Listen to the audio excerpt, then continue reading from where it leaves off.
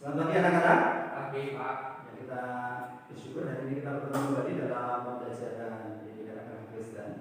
Minggu yang lalu kita telah belajar tentang bertumbuh dan semakin berhikmat. Di sana kita sudah melihat dari kita tentang bagaimana tanda-tanda orang yang sudah dewasa, salah satunya bisa memberikan emosi dan seterusnya. Dan hari ini kita akan belajar materi selanjutnya, yaitu bertumbuh menuju kedewasaan yang benar. Kita akan lihat dulu tujuan pembelajaran untuk materi kita ini. Silakan, Joshua bisa membaca tujuan pembelajarannya. Tujuan pembelajaran 1. Setelah mengikuti proses pembelajaran, peserta didik diharapkan dapat mensyukuri karunia Allah bagi dirinya yang terus bertumbuh sebagai pribadi dewasa. Setelah mengikuti proses pembelajaran, peserta didik diharapkan dapat mengembangkan perilaku sebagai pribadi yang terus bertumbuh menjadi dewasa. 3. Setelah mengikuti proses pembelajaran, peserta didik diharapkan dapat menerapkan sikap sebagai pribadi dewasa dan dalam pergaulan dengan teman sebaya. 4. Setelah berdiskusi dan menggali informasi, peserta didik akan dapat menyebutkan 3 ciri kedewasaan yang benar. 5. Setelah menggali informasi, peserta didik dapat menjelaskan cara-cara menghadapi ajaran asal sesat. Ya, jadi ini tujuan pembelajaran untuk kegiatan kita hari ini ya. Kemudian ya, cakupan materi kita ya, nanti selama pembelajaran ini cakupan materi kita yang pertama adalah definisi dewasa, yang kedua ciri-ciri dewasa, yang ketiga contoh-contoh pengajaran sesat, dan yang keempat kedewasaan penuh dalam hubungan dengan orang lain. Ya, sebelum kita lebih jauh dalam kegiatan pembelajaran kita akan berdoa terlebih dahulu. Nanti Joshua yang akan berdoa untuk memulai pertemuan kita hari ini. Kita berdoa. Terima kasih atas permohonan kami. Sebentar mau mulai kegiatan pembelajaran pada bagian ini kan, jadi supaya mau menyertai kami dan supaya kami fokus untuk belajar pada bagian ini kan. Dalam berdoa amin. Oke, sebelum lebih jauh kita melihat materi, kita nyanyi dulu satu nyanyi lagu ini ya. Tidak bisa ya? Ya, kita akan nyanyikan lagu ini terlebih dahulu. Hidup ini adalah persembahan.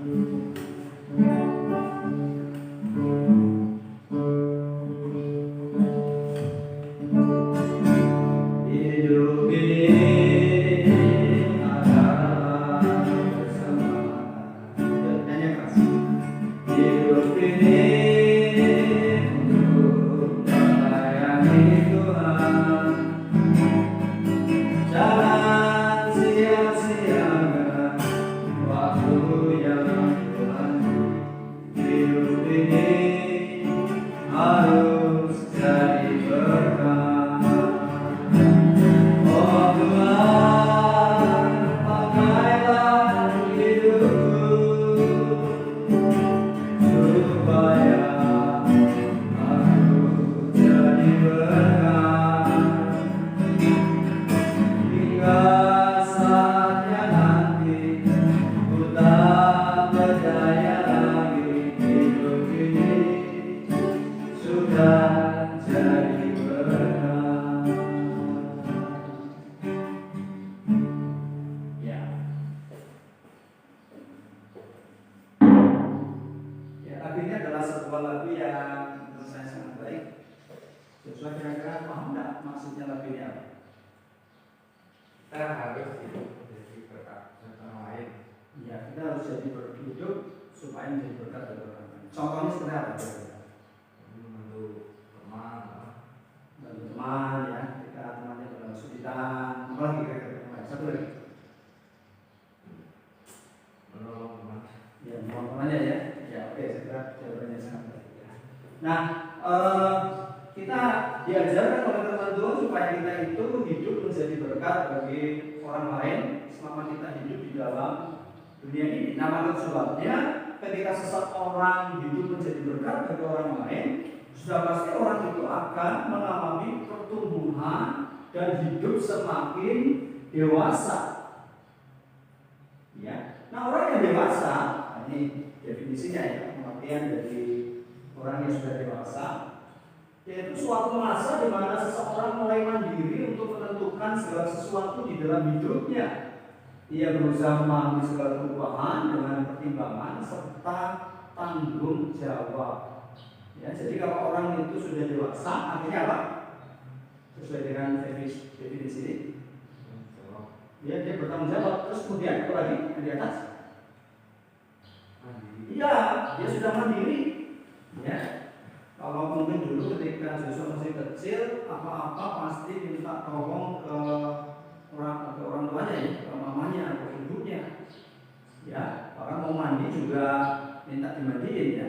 Mau pergi kemana-mana selalu ditemani oleh orang tuanya. Tetapi sekarang setelah bertumbuh semakin dewasa, pasti menjadi ya anak yang mandiri, ya, bisa melakukan segala aktivitas sendiri dengan baik. Ya, dan kemudian juga harus penuh dengan pertimbangan dan tanggung jawab. Ya, dalam bahasa Inggris, ya, kata yang digunakan itu adalah ya dua kata ini, adult dan mature. Ya. Nah, kedua kata ini ternyata memiliki makna yang berbeda. Ya. Kalau yang pertama adult itu hubungannya dengan usia, ya. 1 tahun, 2 tahun, 3 tahun seringkali dirayakan dengan perayaan ulang tahun. Tapi kalau yang kedua itu artinya orang yang memiliki kematangan pribadi dan jiwa. Hubungannya dengan tadi ya, yang Yesus katakan tadi, dia mandiri dan apa tadi? Bertanggung jawab. Ya. Nah, ini dari sisi pengertian kedewasaan. Ada yang mau ditanyakan? Apakah orang yang sudah tua sudah pasti dewasa? Oh iya, apakah orang yang sudah tua, ya, apakah tua itu identik dengan dewasa? Ya, pertanyaannya baik ya. Pertanyaannya baik. Apakah tua itu identik dengan dewasa? Sudah pasti. Ya, pasti dewasa. Oh, ternyata kalau kita melihat yang tadi di atas tentang kedewasaan, ya, maka kalau orang sudah tua, jawabannya belum tentu dewasa. Kenapa? Karena dewasa itu, mulai dari sedikit ya, dari pengertian dewasa tadi, ya, ada sebenarnya. Ya, pengertian dewasa berarti dia harus orang yang apa tadi? Mandiri dan ya, dia bertanggung jawab, penuh pertimbangan. Tapi kalau orang-orang yang usianya sudah tua, apakah sudah pasti mandiri? Belum tentu. Ya. Apakah dia pasti bertanggung jawab? Belum tentu.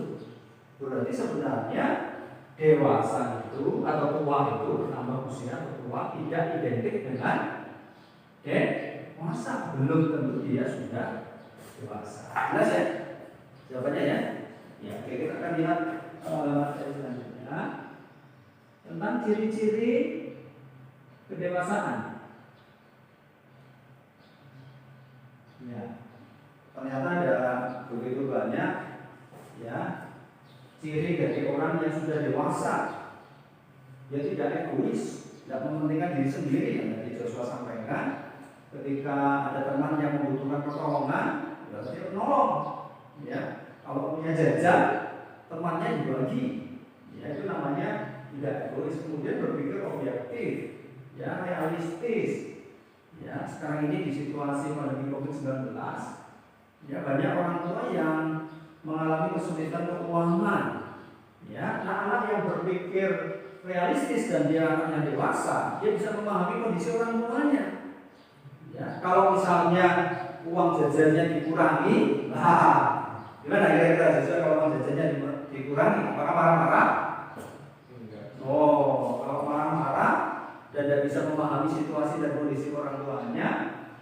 artinya tidak dewasa. Tapi kalau Joshua nggak apa-apa, ini memang situasinya seperti ini, wah berarti itu menunjukkan sebagai anak yang pemikirannya dewasa. Kemudian bertanggung jawab, yang tadi juga kamu sudah sampaikan, bertanggung jawab. Ya, contohnya bertanggung jawab apa kira-kira?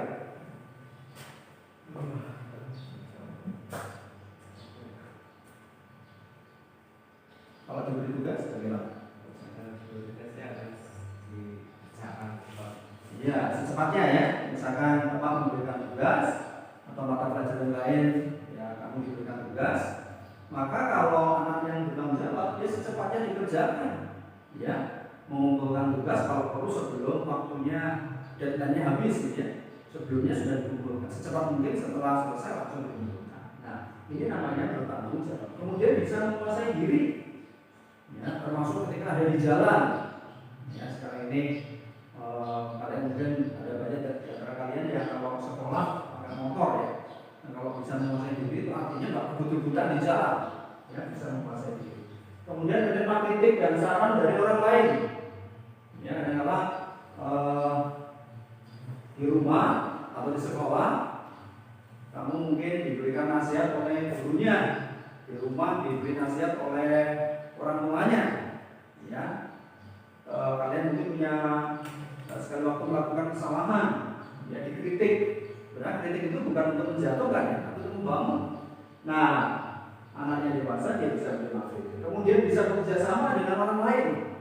Ya, kalau di kelas kira-kira kerjasamanya dalam bentuk apa? Dengan teman-teman sekelas misalnya. Iya, jangan kelompok. Ya. Nggak milih-milih, oh saya maunya teman sama ini saja. Kalau seperti itu, artinya dia belum dewasa, dia hanya bisa berteman dengan 1-2 anak saja.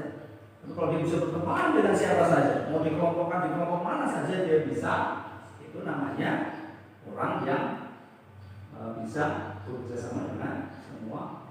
Kemudian bisa beradaptasi dan menempatkan diri. Ya, ketika kalian masuk ke SMA, pasti dengan situasi yang baru, ya, teman-teman yang baru, guru-guru yang baru, ya, dan bisa beradaptasi dengan baik. Kemudian memiliki prinsip yang kuat, tapi juga fleksibel. Ya, dia apa ya? Prinsipnya kuat, tidak gampang diubah-ubahkan. Nah, ini secara umum seperti ini, dan kita akan lihat tentang ini ya. Efesus pasal 4 ayat 3. Silakan Joshua bisa dibuka Alkitabnya.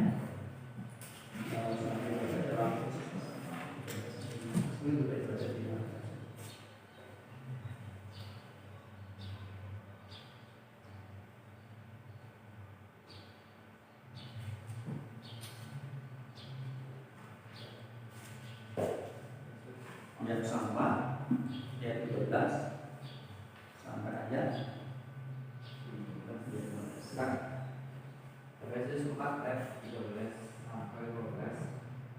Sampai kita semua telah mencapai kesatuan iman dan pengetahuan yang benar tentang anak Allah, kedewasaan penuh dan tingkat pertumbuhannya sesuai dengan keputusan Kristus, sehingga kita bukan lagi anak-anaknya yang diubah-ubahkan oleh perubahan pengajaran, oleh permainan palsu manusia dalam kehidupan mereka yang menyesatkan, tetapi dengan teguh berpegang pada kebenaran di dalam kasih kita di dalam segala hal karena Dia Kristus yang adalah Allah. Iya.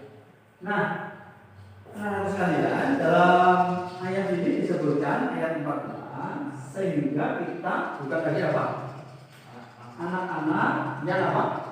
Dirombak-ambingkan oleh rupa-rupa angin pengajaran oleh permainan palsu manusia dalam pendidikan mereka yang menyesatkan. Ayat 13 menyebutkan bahwa kita akan mencapai kedewasaan yang penuh. Nah, kehendak Tuhan bagi kita gereja Tuhan. Gereja itu artinya kita yang orang Kristen, orang yang percaya pada Yesus. Gereja bukan gedung ya, tapi gereja itu orangnya. Nah, Tuhan ingin supaya setiap orang percaya itu bertumbuh menuju kedewasaan yang benar. Ya. Nah, salah satu hal yang sangat penting dalam kedewasaan adalah ketika orang itu sudah dewasa dalam iman secara rohani, ya, maka dia tidak mudah diombang-ambingkan oleh pengajaran sesat. Nanti kita akan coba lihat ya. Di WhatsApp ini ada banyak sekali pengajaran sesat. Nah ini ya, orang Kristen yang dewasa adalah seorang yang baca tersebut. Jika pada dia mengaminkan pengajaran sesat. Iya, orang yang dewasa itu tidak mudah dibawa-bawakan oleh pengajaran sesat. Imannya kuat di dalam Yesus. Ya, dia percaya sungguh-sungguh kepada Yesus. Jadi tidak gampang dibawa-bawakan oleh pengajaran sesat. Ya, contoh pengajaran sesat yang ada di materi kita ya adalah Children of God. Kamu baca dulu sebentar tentang ini family internasional. Kamu baca sebentar. Nanti kamu sedikit menjelaskan tentang apa itu COG ya. COG Pak.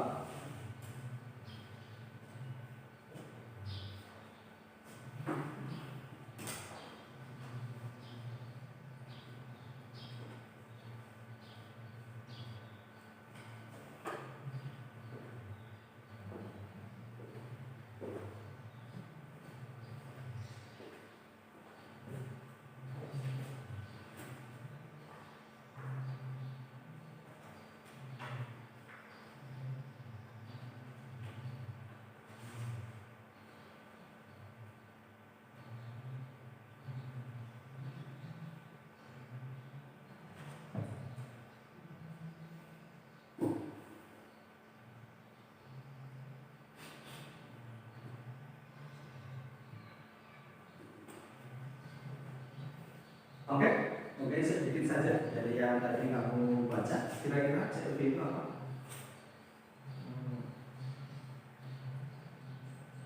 Mengajarkan orang sama Tuhan. Terus selain itu COG adalah Children of God, anak Allah. pengajaran menyimpangnya di mana? Seperti apa dulu? Menyimpangnya di mana dia? Coba kamu pilih lagi Pak. Kita aja. Menyimpangnya di mana?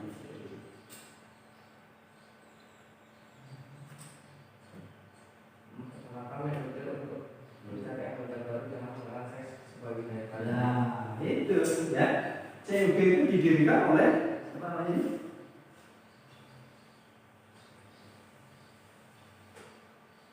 Children of God. David Greenberg ya dan Moses David ya, yang berarti namanya menjadi Moses David ya. Nah kesesatannya di situ tadi ya. Awalnya dia mencari anggota dengan membagi traktat, kemudian yang dilakukan oleh kelompok ini adalah merekrut anggota baru dengan daya tarik seksualitas ya. Jadi anggota wanitanya bisa keluar ya, berhubungan seks dengan pemuda-pemuda, dan setelah itu maksudnya supaya pemuda-pemuda itu jadi anggotanya ya. Setelah itu apa yang terjadi? Ketika melakukan hubungan seksualitas, wanita itu hamil, kemudian melahirkan anak-anak di luar nikah, ya. Dan anak-anak di luar nikah itu disebut sebagai bayi-bayi Yesus. Wah, ini sangat-sangat menyesatkan ya. Ya, jadi menambah anggota baru dengan cara yang tidak benar. Ya. Nah ini sebuah pengajaran yang sesat. Ya. Contoh pengajaran sesat yang lain adalah ini ya, hyper grace. Silakan baca juga di materi. Apa itu hyper grace? Membaca tentang di sedikit saja tentang kesesatannya di mana.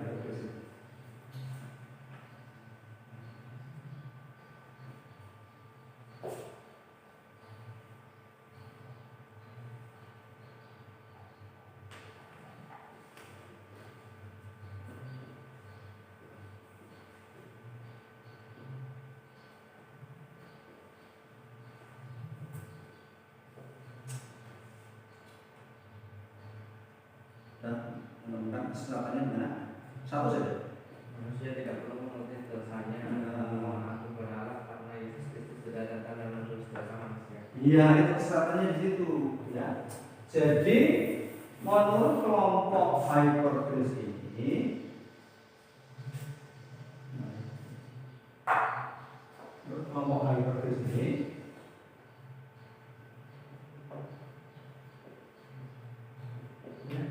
anugerah Tuhan itu begitu besar, gitu ya. Begitu luar biasa.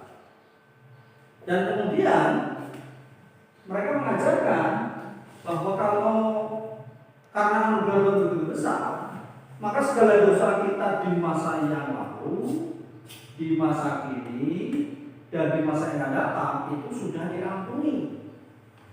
Nah, karena sudah diampuni, maka kita itu tidak perlu mengakui dosa. Ya, tidak perlu mengakui dosa. Kalaupun berbuat dosa, nanti toh diampuni oleh siapa? Oleh Tuhan. Ya.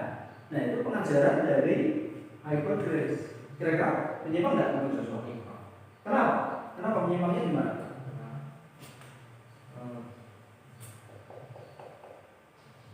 Ya, memang benar kita harus sudah diampuni, tapi kita harus mengaku juga kalau kita melakukan kesalahan. Iya. Jadi kalau kita berbuat dosa kita harus ngaku. Jawabannya sangat baik ya. Sangat baik. Jadi kalau misalnya kita berbuat dosa kita harus mengakui ya segala dosa kita. Ya. Jadi walaupun anugerah Tuhan luar biasa, tetapi tetap saja kita harus menjaga kekudusan hidup kita. Ya, kita harus hidup benar di hadapan Tuhan. Ya, jadi kalian mesti hati-hati ya. Anda pengajaran seolah-olah baik, tapi ternyata menyimpang. Ya, masuk pengajaran dari Hyper Grace.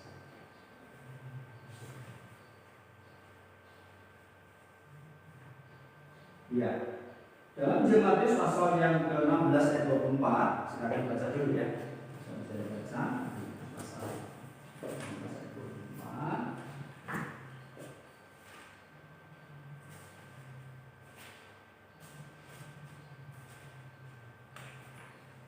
Matius 16 ayat 24. Lalu Yesus berkata kepada murid-muridnya, setiap orang yang mau mengikut aku, ia harus menyangkal dirinya, memikul salibnya dan mengikut aku. Iya, padahal di Alkitab kita diajarkan untuk mengikut Yesus kita harus menyangkal diri, pikul salib, dan kemudian mengikut Yesus. Jadi kalau tidak tadi ya kembali kepada Hyper Grace tadi, wah jelas-jelas menyimpang karena di sana tidak ada menyangkal diri, tidak ada pikul salib. Orang melakukan segalanya dengan sekehendak dirinya sendiri. Ya, nih. Nah, jadi menurut Injil Matius pasal 16 ayat 24, seseorang yang ingin mengikuti Yesus dia harus menyangkal diri. Tahu tidak artinya menyangkal diri? Tidak tahu. Ya, menyangkal diri artinya menolak kesenangan ketika kesenangan itu bertentangan dengan kehendak Tuhan. Senang tapi ditolak. Nah, misalnya apa? Saya tidak kasih contoh. Senang tapi ditolak ketika itu tidak sesuai dengan kehendak Tuhan. Apa misalnya? Saya sudah mengatakan hari ibadah, hari Minggu, waktunya Joshua ibadah, temannya datang, banyak, 10 anak datang ke rumah. Ya Jo, kita mancing. Kalau menyangkal diri, jangan ibadah. Diajak mancing, senang-senang. Kira-kira Joshua pilih mana? Ikut teman-temannya ramai-ramai mancing senang-senang, atau mau tetap beribadah kepada Tuhan? Iya, atau jawabanmu beribadah itu artinya apa ini? Menyangkal diri. Ya, paham ya? Jangan diri ya. Oke, kemudian yang selanjutnya memikul salib. Nah, salibnya bagaimana? Memikul salib. Apa? Bikin salib, kemudian diguling, gitu, seperti itu? Enggak ya? Apa kira-kira memikul salib? Tahu enggak? Belum. Memikul salib itu artinya bisa dimaknai rela menderita untuk siapa? Untuk siapa? Untuk Tuhan ya. Untuk Tuhan. Ya, rela menderita untuk Tuhan. Bisa kasih contoh nggak kira-kira? Dia seperti apa rela menderita untuk Tuhan?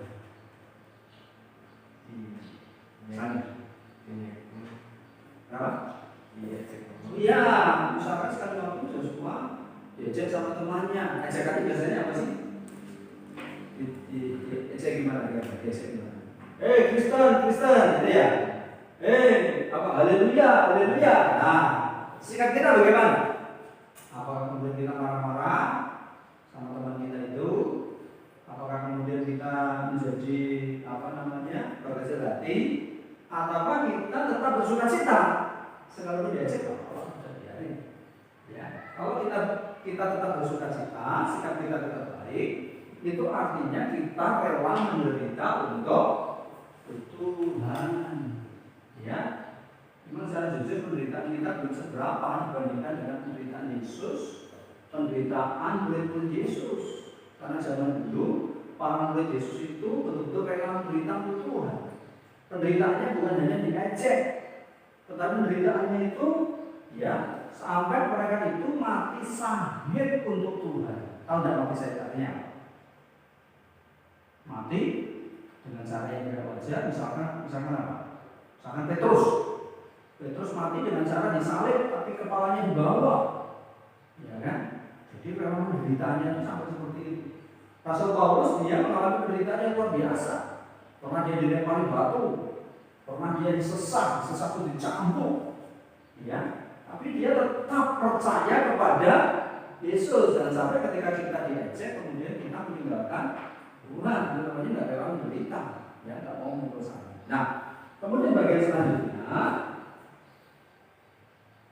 kita harus mengikut Yesus. Mengikut Yesus artinya meneladani apa yang Yesus sudah lakukan, ya, mengikut. Seperti domba ya. Domba itu kalau beda dengan kambing ya. Kalau kambing kalau kita ingin membawa kambing ke satu tempat, cara diikat kepalanya diikat di tali kemudian digeret, ya, atau dituntun. Dari belakang biasanya dipukul, ya, sama si Tapi kalau domba tidak seperti itu, ya. Domba itu dia akan mengikuti gembalanya kemanapun gembalanya itu pergi, dia bawa gembalanya bawa tongkat ya. Nah, dombanya itu akan ikut dari belakang kemanapun gembala itu pergi. Nah, kita ini disebut sebagai domba-domba Allah, ya. Ya karena kita ini domba-domba Allah, artinya kita harus ya mengikuti gembala kita. Siapa gembala agung kita? Yesus Kristus. Yesus berkata, "Akulah gembala yang baik." Ya. Nah, jadi itu. Jadi kita harus mengikut Yesus. Ya. Oke, bagian selanjutnya yang akan kita pelajari hari ini bisa ada beberapa lagi. Sampai di sini ada yang mau ditanyakan, Bu? Cukup ya, jelas ya. Ya, tugasmu silakan, tapi ini tidak dikerjakan di sini ya. Nanti Joshua bisa bertanya kepada orang tuanya, bisa juga browsing di internet. Ya, nanti kata Joshua bisa kerjakan di buku lembaran peserta didik ini ya. Nanti kamu bisa kerjakan di sini. Sebutkan nabi palsu yang kamu tahu serta ajarannya, selain yang tadi ya, selain yang COB dan hyperkristenan. Karena di dunia ini ada banyak nabi-nabi palsu atau pengajar-pengajar sesat. Nanti Joshua bisa menuliskannya di lembaran ya kerja peserta didik ya yang sudah Bapak bagikan ya. Oke, kita lihat selanjutnya. Ya, kita akan melihat tentang kedewasaan penuh dalam hubungan dengan orang lain. Berbeda ya dari yang keempat. Ini nanti kita yang keempat. Ya, orang yang memiliki kedewasaan penuh dalam hubungan dengan orang lain, maka dia apa? Coba baca. Gak sombong atau minder. Ya, orang biasanya sombong itu kalau seperti apa? Iya, punya kelebihan ya. Orang yang punya kelebihan itu sombong. Orang yang merasa dirinya pintar, sama lagi kaya, jabatannya tinggi, ya biasanya cenderung akan sombong. Ya, tetapi kalau orang yang dewasa dalam hubungan dengan orang lain, Dia nggak sombong ketika dia semakin kaya. Dia nggak sombong ketika nilai agamanya tinggi, nilai matematikanya tinggi. Wah, dia nggak sombong.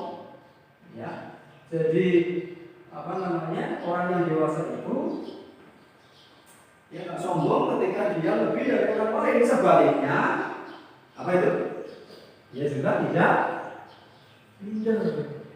Ya, biasanya orang minder kalau punya apa? Minder itu penyebabnya apa ya? Punya, kalau sombong kelebihan, kalau minder kekurangan. Ya, ketika merasa dalam dirinya ada kekurangan, misalnya apa?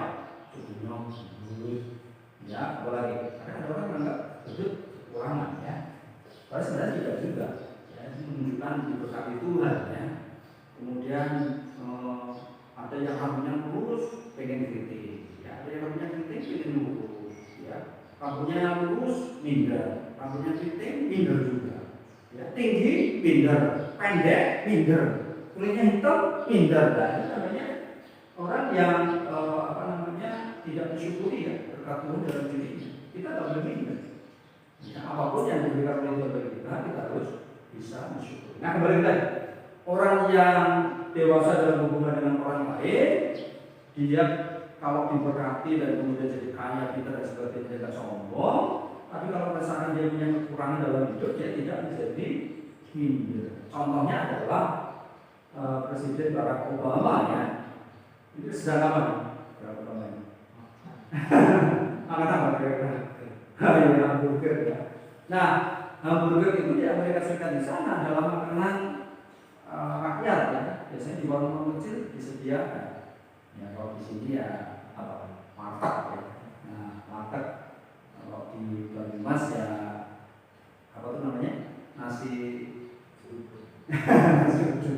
Ya, nasi uduk gitu, ya, atau nasi rames, ya, nasi rames, ya. Ya, makanan yang di warung-warung, ya.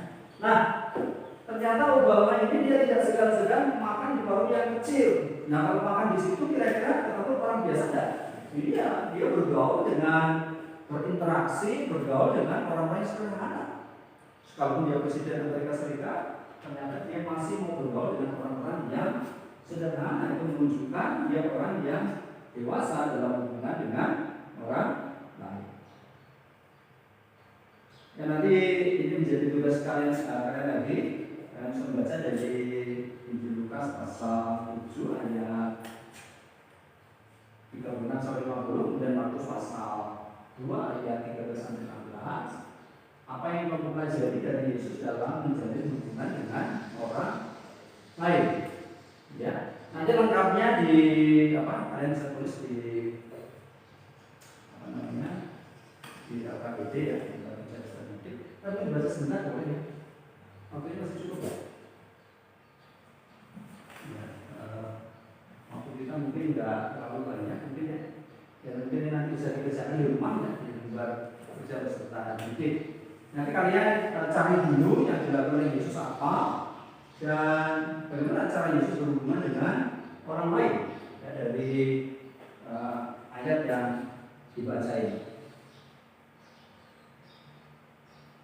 Ya, nanti kamu juga diminta untuk membuat rencana hidup, ya. Hal apa yang bisa kamu lakukan untuk bertumbuh menuju kedewasaan yang benar, hal apa saja yang dapat kamu lakukan supaya hidup bermakna. Tidak seperti apakah yang akan kamu pilih agar bisa mengembangkan hidup yang bermakna dan tidak nakal. Nah, jadi ini nanti kembali lagi dikerjakan di perkalian kalian dan nanti di pertemuan yang akan datang dikumpulkan, ya, kalau dikerjakan dengan baik dan dikumpulkan. Oke, saya kira materi kita hanya sampai di sini. Sebelum kita lebih jauh kita mengakhiri pertemuan kita akan mari kita berdoa. Tuhan Yesus, terima kasih untuk kesempatan ini Tuhan yang telah belajar tentang materi menuju kedewasaan yang benar. Doa kami supaya kami semua boleh mendapatkan manfaat dalam pembelajaran yang kami terima hari ini. Terima kasih Tuhan. Puji nama-Mu, kami serahkan anak dan tangan-Mu dan berkati dalam segala hal. Puji nama-Mu, hanya di dalam nama Tuhan Yesus kami berdoa. Oke, saya kira itu saja untuk pembelajaran hari ini. Sampai ketemu dalam pembelajaran berikutnya. Tuhan Yesus